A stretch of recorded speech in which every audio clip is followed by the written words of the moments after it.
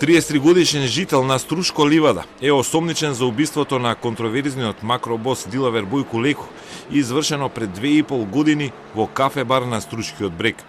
Покрај за убиството на Леко, осомничен е за обид на убиство и на синот на жртвата Артан Бојко, како и на уште едно лице од Велешта, кои се обиделе да го спречат во неговото бегство, стои во соопштението на СВР Охрид. За ова во емисијата Код во октомври 2018 сведочеше синот на Бојко, кој тврдеше дека веднаш го идентификувал истиот сторител и го кажал на полицијата. Кажано е полиција од првиот ден, значи веќе од болницата кај што беше, па после 3 дена пак кажано е, па кажано и имаме изработка во фоторобот, го изработавме и тоа, значи и во слики, не иставија слики, дека дали можам да го препознам во слики. По прилогот на ТВ Телма реагира од семејството на осомничениот за убиството, поради објавување на неговото име. Во разговорот тврдат дека осомничениот нема врска со убиството на Бојко, веќе дал исказ во полиција по убиството, а од тогаш досега 2 пати бил на престој во Македонија без никој да го обвини за ништо.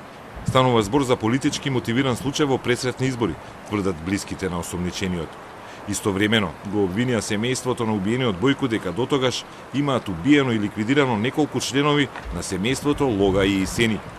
Инаку, осомничениот, еден ден по убиството на Бојко и по распитот во струшката полиција си заминал легално од државата и се уште е во Швајцарија.